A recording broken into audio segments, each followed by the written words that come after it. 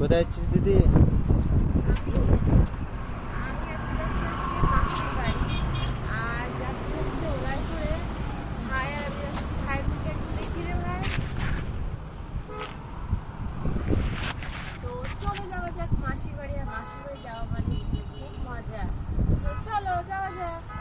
ভাই এখানে গাড়ি নিয়ে একদম রেডি, তো চলো চাপা যাক।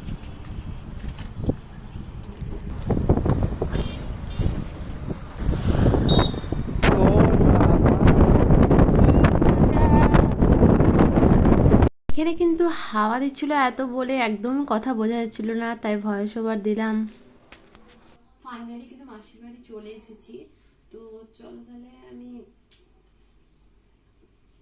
টুকটুকগুলো ধুয়ে চেঞ্জ করে নিই, তারপরে কিন্তু দেখা হচ্ছে। তো ফাইনালি মাসির বাড়ি পৌঁছে গিয়েছিলাম, চেঞ্জ করে নিয়েছি। আর এবার আমরা কোথায় যাব না যাব তার জন্য কিন্তু অবশ্যই ভিডিওগুলো দেখতেই হবে। তো আজকের মতন বাই।